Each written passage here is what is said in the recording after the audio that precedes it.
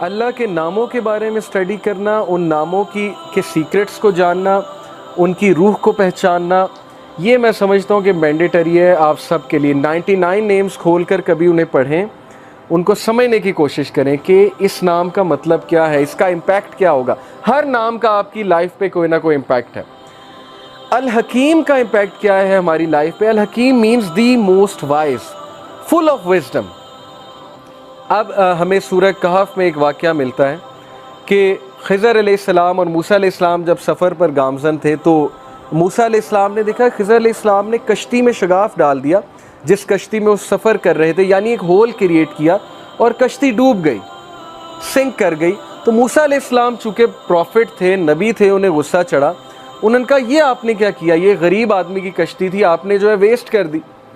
तो खिज़र अलैहिस्सलाम ने बाद में जो जवाब दिया 3 चीज़ों के बाद, वो ये था कि देखो आगे एक जालिम हुक्मरान था, बादशाह था, उसने कश्ती हथिया लेनी थी, मैंने सिंक कर दी, कुछ देर बाद ये ऊपर आ जानी थी और उस बंदे को मिल जानी थी। लेकिन तुम जिस माइंडसेट के साथ देख रहे हो, तुम्हें अपेरेंट नज़र आ रहा है। वो अपेरेंट क्या है कि मैंने कश्ती का नुकसान कर दिया। अब इसी तरह हमारी लाइफ्स में कई जगह हमें ठोकरें लगेंगी, हमें दाग लगेंगे, ठीक है, हमें हमारी ज़िंदगी में शगाफ डलेगा, कोई ठोकर लग के कोई बहुत बड़ा हादसा हो जाएगा और फिर लोग पूछते हैं ना वाई मी, मेरे साथ क्यों, मेरे साथ क्यों।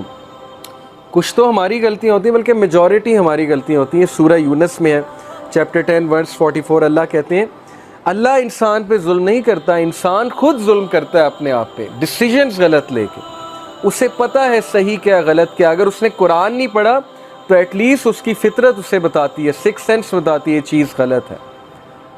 तो कुरान पढ़ लिया, ये तो एक एडिशनल बेनिफिट है। तो बहरहाल कभी कभी ऐसी ठोकरें लगती हैं, इंसान का कोई कसूर नहीं होता, तो अल्लाह की हिकमत है इसमें। अल्लाह एक ठोकर दिलवा के कोई बहुत बड़ी ठोकर से बचाता है इंसान को। एक वीडियो भी है इस पर, मैं वीडियो अक्सर दिखाया करता हूँ कि एक छोटी सी बच्ची एक स्ट्रीट में जा रही है और आगे एक शार्प सा टर्न है, वहाँ से एक गाड़ी आने वाली है। उस बच्ची को नहीं पता आगे से गाड़ी आने वाली है। ये रियल वीडियो है यूट्यूब पे, I wish I could show it, अभी मेरे पास है नहीं। तो सीसीटीवी कैमरास लगे हैं स्ट्रीट में, वो बच्ची पता नहीं किसकी है, बहरहाल गुम गुमा के वहाँ पर सड़क पे चल रही होती है। गाड़ी जब आने लगती है एकदम बच्ची को ठोकर लगती है, बच्ची गिर जाती है, गाड़ी उसके ऊपर से गुजर जाती है, बच्ची खड़ी हो जाती है। इसमें क्या हिकमत है कि अगर उसको ठोकर ना लगती, गाड़ी ने उसे हिट करना था, उसके माँ बाप ने परेशान होना था, माँ बाप ने रोना था कि बच्ची हमारी मारी गई। ये छोटी सी एग्जांपल ही काफ़ी है हमारे लिए, अगर कोई समझना चाहता है। बात असल में पॉजिटिव माइंडसेट की, चीज़ों की इंटरप्रिटेशन की, पर्सपेक्टिव की। It's all about perspective. जिसने समझना है वो समझ जाएगा कि हमें भी ठोकर लगती है ताकि हम एक बहुत बड़े मसले से बच सकें। और ये चीज़ें हमारे सामने क़यामत वाले दिन खुलेंगी और हम सजदे में गिर जाएंगे कि वाकई अल्लाह आपने मुझे कितने बड़े हादसे से बचा लिया। बहुत से लोग एक जगह ज़ाहिर चाहते हैं मेरी शादी हो जाए और वहाँ पर नहीं हो पाती, कभी कभी मंगनियाँ टूट जाती हैं, लोग डिप्रेस हो जाते हैं कि ये क्या हुआ, कभी कभी निकाह टूट जाते हैं। तो आपको क्या पता वो चीज़ आपके लिए अच्छी थी कि बुरी थी, ये तो अल्लाह ताला ने बचा लिया ना। कल को हम अल्लाह का शुक्रिया अदा करेंगे कि मैं गलत साइड पे जा रहा था, अल्लाह ने मुझे बचा लिया। और सवाल कुछ लोग ये पूछते हैं कि नहीं सफ़रिंग करा के क्यों बचाया, क्योंकि सफ़रिंग नेसेसिटी है लाइफ में। अगर हम पेन से नहीं गुजरेंगे हम पेन को अंडरस्टैंड नहीं करेंगे। अगर इमरान खान साहिब की वालदा को कैंसर ना होता तो शौकत खानम कभी ना बनता। समझ आ रही है? अगर पेन से ही नहीं गुजरा कोई तो वो क्यों किसी की मदद करेगा। तो some sort of suffering is necessary, but इंसान बहुत ज़्यादा जब सफ़र होता है वो उसका खुद का कसूर है, उसके माइंडसेट का कसूर है। नेक्स्ट एट्रीब्यूट इज़ अल हफीज़ द गार्डियन। अल्लाह ताला हमारी कैसे हिफाजत करता है, किस किस तरह हिफाजत करता है। अगर हम वो हमारे सामने हकीकत खुल जाए तो यही हकीकत काफ़ी होगी। मैं तो कहता हूँ 5 नमाज़ें फ़र्ज़ हैं, असल में 50 नमाज़ें फ़र्ज़ होनी थी। ज़िंदगी का मकसद ही इबादत है। बहरहाल किस तरह हिफाजत कर रहा है हमें अल्लाह ने, क्या क्या प्रोटेक्शन दी हुई है। हमारी आई लैशेज़ किस तरह डिज़ाइन हैं, डस्ट को किस तरह रेजिस्ट करती हैं, नॉस्ट्रिल्स जो हैं उनका क्या काम है, हमें छींक क्यों आती है। अगर आप सिर्फ इस साइंस में कभी पढ़ लें कि हमें छींक क्यों आती है, वाई डू वी स्नीज़, तो आप अल्लाह का इतना शुक्र अदा करेंगे। मैकेनिज़्म है बॉडी का। फिर हमारा इम्यून सिस्टम किस तरह से वर्क कर रहा है, ओके। ये अल्लाह ताला ने बनाया, अल्लाह ताला ने दिया है, पहचानो अल्लाह ताला को। ये अल्लाह की क्रिएशन है, अल्लाह ताला की देन है, तो अल्लाह आपकी हिफाजत कर रहा है। और फिर ये आया सूरह अल-अनाम की वर्स 59 के not a leaf falls but he knows it, पत्ता भी नहीं गिरता लेकिन अल्लाह को पता है। तो जब पत्ता गिरने का अल्लाह को पता है तो इंसान के गिरने का अल्लाह को नहीं पता होगा, जो कि अल्लाह की बेस्ट क्रिएशन है। तो इंसान गिरेगा, ठोकर खाएगा, दुख में जाएगा, अल्लाह को पता है। बस एक बार बुला लो अल्लाह को, उस आह में अल्लाह ताला को पुकार लो कि अल्लाह बस हो गई है, या अल्लाह मदद कर दें, या अल्लाह इस चीज़ से जान छुड़वा दें, या अल्लाह मैं हराम से बचना चाहता हूँ, मुझे बचा लें, या अल्लाह मैं तंग आ गया हूँ इस ज़िंदगी से, इस लाइफस्टाइल से, मुझे निकाल लें। That's it. ये कहने की देर है और अल्लाह 10 स्टेप्स लेंगे। आपने एक स्टेप लिया, आपने एक बात की, अल्लाह ताला 10 स्टेप्स लेंगे, ओके। तो पॉजिटिव रहें अल्लाह ताला के बारे में, अल्लाह ताला के बारे में कभी ये ना सोचें वो आपकी नहीं सुनेंगे। एंड देन सूरह तूर verse number 48, so endure patiently under the judgement of your lord for verily you are under our eyes. Patient रहो, सब्र से अल्लाह ताला के जजमेंट का इंतज़ार करो, क्योंकि तुम अल्लाह ताला की आइज़ के अंडर हो, तुम्हें अल्लाह देख रहा है, अल्लाह is watching you. And glorify the praises of your lord when you get up from sleep, और अल्लाह की हमद बयान करो, ये तुम्हारे फ़ायदे में है, तुम्हारे नफ्स के लिए फ़ायदा मंद है। देखें मुश्किलें तो आनी हैं, अगर कोई इस चीज़ का इनकार कर दे वो लाइफ की नेचर का इनकार कर देगा कि प्रॉब्लम्स नहीं आनी। Happy go lucky is nothing, this is not a true thing कि बस हर वक्त हैप्पीनेस है। मुश्किलें आनी हैं, उन मुश्किलों के लिए तुम्हें स्ट्रेंथ चाहिए। वो स्ट्रेंथ तुम्हें जिस तरह नमाज से मिलेगी, दुआ से मिलेगी, किसी और चीज़ से नहीं मिलेगी। थेरेपी से थोड़ी बहुत मिलेगी, साइकोलॉजिकल थेरेपी से हो सकता है किसी की बात सुन के मिल जाए, लेकिन जो स्ट्रेंथ नमाज देती है, दुआ देती है, उसका मुकाबला ही कोई नहीं। ये तो आप सब ने फील किया होगा अपनी लाइफ में। तो इसलिए you are under our eyes and glorify the praises of your lord when you get up from sleep, यानी नमाज अदा करो, अल्लाह ताला से मदद मांगो। अब देखिए हिफाजत की बात है, कौन है जो रिस्क में डालता है अपने आप को अल्लाह की हिफाजत से? अल हफीज़, अल्लाह हिफाजत करता है। अब हम अपने आप को रिस्क में डालते हैं, कैसे? सही मुस्लिम की हदीस है, हूएवर प्रेज फजर is under the protection of अल्लाह, so do not fall short with regard to the rights of अल्लाह। अल्लाह के राइट्स हैं, नमाज अल्लाह का राइट है। We are bound by rights in this world. कोई बंदा मुझे ये साबित कर दे मेरे कोई राइट्स नहीं है, मेरी कोई रिस्पॉन्सिबिलिटीज़ नहीं है, मैं दुनिया में सिर्फ इंजॉय करने आया हूँ। ना पेरेंट्स के कोई राइट्स हैं, ना माँ बाप, ना फैमिली के कोई राइट्स हैं, ना हस्बैंड के राइट्स हैं, ना वाइफ के राइट्स हैं। मैं गैर जिम्मेदार हूँ, मैंने बस इंजॉय करना है बैठ के। दुनिया में जब हम बाउंड हैं सर्टेन राइट्स के साथ, तो अल्लाह के भी कुछ राइट्स हैं, और वो राइट ये नमाज अदा करो। तो जो कोई फजर नहीं पढ़ता तो फिर सोच ले, इसका काउंटर व्यू ये है, अगर बात ये कि अल्लाह की प्रोटेक्शन में आ जाता है, जो नहीं पढ़ता फिर वो रिस्क करता है इस प्रोटेक्शन को, ओके। तो फजर जो है वो हमें प्रोटेक्शन में डालती है अल्लाह ताला के। फिर अल्लाह ताला का एक नाम है अल-मुमिन।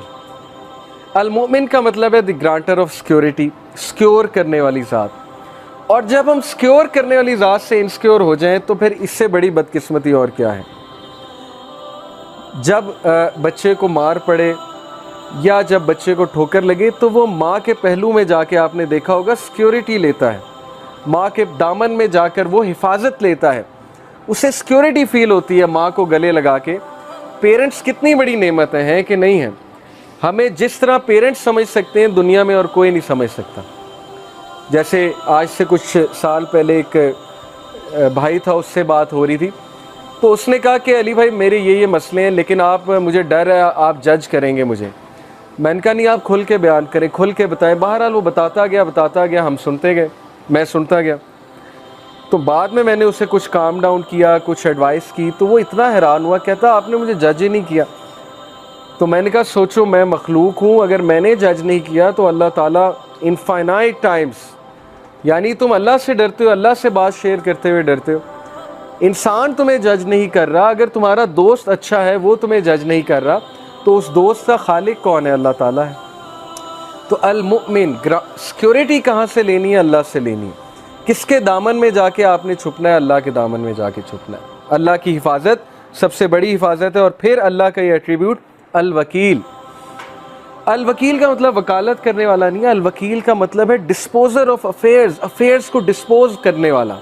हर चीज़ उसकी इजाज़त से होती है, ख़ास हिकमत के मुताबिक। उसके पीछे इनफाइनाइट विजडम है जो ह्यूमन बींग्स अंडरस्टैंड नहीं कर सकते। डिस्पोजर ऑफ अफेयर्स, जिस बंदे का अल्लाह पे ये बिलीफ आ जाए कि सारे के सारे अफेयर्स उसके कंट्रोल में हैं, मेरा कोई कुछ नहीं बिगाड़ सकता, अगर अल्लाह इजाज़त देंगे तो शायद कोई तकलीफ़ आ जाए, नहीं देंगे तो पूरी फ़ौज मेरे ख़िलाफ़ लड़ने आ जाए, मेरा कुछ नहीं बिगाड़ सकती। खालिद बिन वलीद की मिसाल आपके सामने है। सहाबा कहते हैं कि वो सफ़े अव्वल में होते थे, अपना घोड़ा दौड़ा रहे होते थे और वो शख्स शहीद नहीं हुआ। लोग जो है वो जिहाद पर देखे ना, उस दौर में डरते थे जाने से कि नहीं हम तो शहीद हो जाएंगे, हम तो मर जाएंगे, हमें कोई तीर लग गया, कोई तलवार से ज़ख़म लग गया, हम तो मर जाएंगे। खालिद बिन वलीद फौत हुए। खालिद बिन वलीद कहते हैं कि मेरे जिस्म में एक भी जगह नहीं जहाँ स्वॉर्ड का निशान, ज़ख़म का निशान नहीं है, लेकिन देखो मैं आम आदमी की तरह मर रहा हूँ। Before his death, on his death bed he said कि बता दो सारे कॉवर्ड्स को, tell all the cowards of this world, कि अगर मौत मैदान जंग में होती सबसे पहले मैं मरता। ये होता है अल्लाह ताला पर बिलीफ कि कोई कुछ नहीं कर सकता। लेकिन इसका ये मतलब नहीं कि आप बेवकूफ़ों की तरह अपने आप को बिल्कुल ही मरवा दें। तैयारी करके जाए, खालिद बिन वलीद तैयारी करके जाते थे। ये नहीं था कि वो बग़ैर तैयारी के, बग़ैर तलवार के कूद पड़ते थे मैदान में, लेकिन अकीदा ये था कि कोई मुझे कह नहीं सकता जब तक अल्लाह की ज़ात जो है वो इजाज़त नहीं देगी। फिर यूसुफ अलैहिस्सलाम का वाक़या आपके सामने कि किस तरह उन्होंने अल्लाह के इस एट्रीब्यूट्स पे यकीन रखा कि अल वकील अल्लाह है। उन्होंने कहा कि चलो थोड़ा बहुत गम मैं बियर कर लेता हूँ, और उनकी मिसाल यूथ के लिए क्या है, मिसाल है he chose going to jail rather than committing the sin. He had the choice कि जब उन्हें सिन की ऑफ़र हुई, he could have committed sin, but उन्हीं के अल्फाज कुरान में है कि या रब्बी जेल मेरे लिए बेहतर है, इससे बेहतर कि मैं आपकी डिसोबीडियंस करूँ। और अल्लाह ताला ने फिर इज़्ज़त क्या दी कि he became the king of the Egypt, पहले मिनिस्टर ऑफ फाइनेंस और फिर ultimately king of the Egypt. तो ये मिसालें कहानियाँ नहीं हैं, ये मिसालें रियल लाइफ जो है हमारे लिए एग्जांपल्स हैं, जो हमारे डेली ज़िंदगी के मैटर्स में अप्लाई होती हैं, लोगों से डील करते हुए अप्लाई होती हैं, रिश्तेदारों से डील करते हुए अप्लाई होती हैं, वर्क प्लेस पे अप्लाई होती हैं। वर्क प्लेस में कितनी हरासमेंट होती है, वर्क प्लेस में जो है वो कितना बुली किया जाता है, वर्क प्लेस में कितनी साजिशें होती हैं, पॉलिटिक्स होती हैं। लेकिन अगर आप मेहनती हैं, आप कॉम्पिटेंट हैं और आप अल्लाह से डरने वाले हैं, कोई आपका कुछ नहीं बिगाड़ सकता। अल्लाह आपको इज़्ज़त ही देगा, आप ऊपर ही ऊपर जाएंगे, तो किसी से डरने की कोई ज़रूरत नहीं। लेकिन जाहिर है कि एक बार बंदा हरास हो, बुली हो, तो उसके ख़िलाफ़ एक्शन लेना चाहिए। इसका ये मतलब नहीं कि आप एक्शन ही ना लो। तो दैट इज़ अल वकील फॉर यू, कि he is the disposer of affairs, हर चीज़ उसकी इजाज़त से होती है। अल वदूद, अल वदूद का मतलब सिर्फ दी लविंग नहीं है, अल वदूद का मतलब है वो ज़ात जो अनकंडीशनल लव करती है।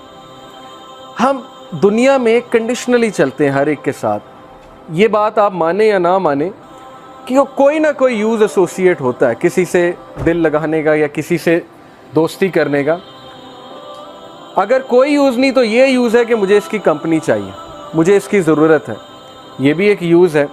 तो अल्लाह ताला की ज़ात वो हस्ती है जो इंसान से अनकंडीशनल मोहब्बत करती है, यानी तुम डिसोबे करोगे तब भी मोहब्बत है और तुम ओबे करोगे तब भी मोहब्बत है, नॉन मुस्लिम से भी मोहब्बत है।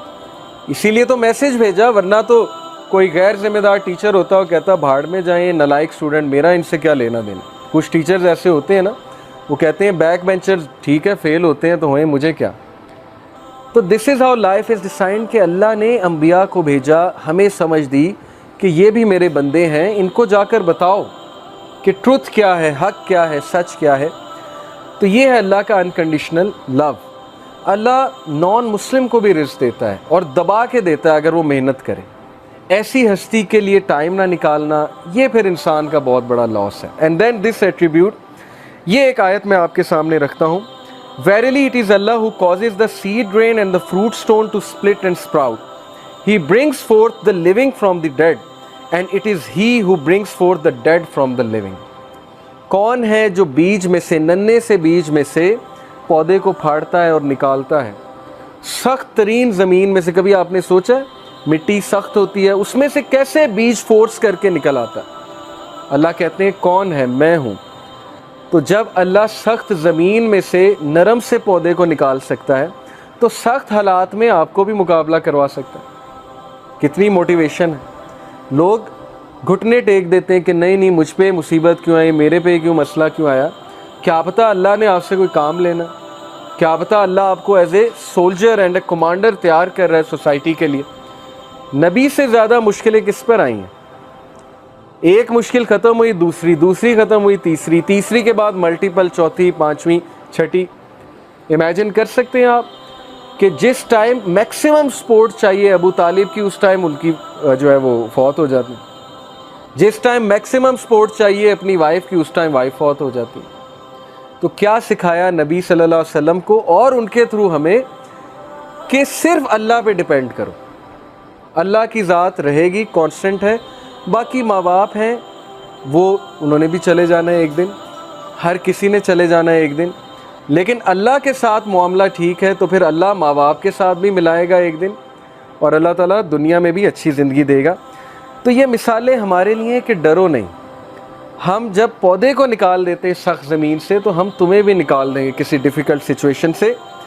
और फिर ये दो एट्रीब्यूट्स अल्लाह के, अल अफ़ू एंड अल हलीम। अल अफ़ू का मतलब है दी पार्डनर, यानी who will pardon sins no matter how many और हाउ ग्रेट दे आर। और बार बार माफ़ करेगा, रेपिटेटिवली माफ़ करेगा, लेकिन आप माफ़ी मांगने वाले बने। और अल हलीम दी फॉरबियरिंग वन। अल हलीम का मतलब है हिल्म वाला, फॉरबियरेंस वाला, जो जल्दबाजी में फ़ैसले नहीं करता, जिसके पास बहुत हिकमत है, जो हिल्म के साथ फ़ैसले करता है। दैट इज़ वाई अल्लाह ताला पर डिपेंड करो, अल्लाह ताला से मदद मांगो इंसानों की बजाय।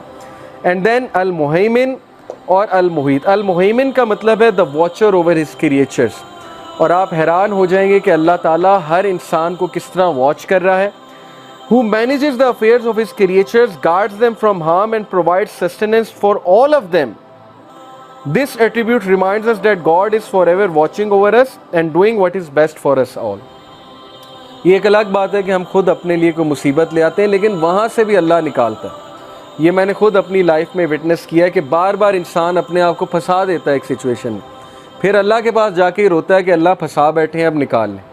सारी ज़िंदगी की स्टोरी यही है कि पहले फंसाता है और फिर अल्लाह के आगे जाके रोता है कि अब निकाले, और अल्लाह निकालता है। अल्लाह ये नहीं कहता कि दौड़ जा, पहले मैंने निकाला, अब निकाला, अब तीसरी बार फिर आ गए। कोई इंसान होगा वो कहेगा कि चलो यहाँ से, 10 बार तुम्हें समझा दिया, बार बार तुम जो है वो वही मिस्टेक करते हो। तो ऐसी हस्ती को इग्नोर करना ये फिर बहुत बड़ी हमाकत है। अल मुहीत the encompasser, who encompasses all things with his knowledge, power, mercy and dominion. Nothing is concealed from him. कोई चीज़ अल्लाह से कंसील नहीं है, वो एनकम्पास करता है, हर चीज़ का अहाता किए हुए हैं। जैसे कहते हैं ना, वला युहीतूना बिशैइन मिन इल्मिही इल्ला बिमा शाअ वसिअ कुर्सियुस समावाति वल अर्ज़, कि हर चीज़ का अहाता अल्लाह ताला किए हुए है। अल्लाह ताला का इल्म हर चीज़ का अहाता किए हुए है। इसलिए अल्लाह से मदद मांगे, किसी से डील करते हुए अल्लाह से मदद मांगे। सहाबा छोटी छोटी बातों पे अल्लाह से मदद मांगते थे। हम ये समझते हैं अल्लाह से मदद मांगनी जब कोई बहुत बड़ा मसला आ गया, अदरवाइज मदद नहीं मांगनी। तो सहाबा तो नबी सल्लल्लाहु अलैहि वसल्लम ने सिखाया कि जूते का तस्मा भी अल्लाह से मांगो। आप कभी ट्रैफिक में फंसे हैं, छोटी सी चीज़ है, आप अल्लाह से मदद मांगे, अल्लाह ताला निकाल दे। अल्लाह को पसंद आएगी ये बात कि छोटी छोटी चीज़ों पे मुझ पे डिपेंड कर रहा है।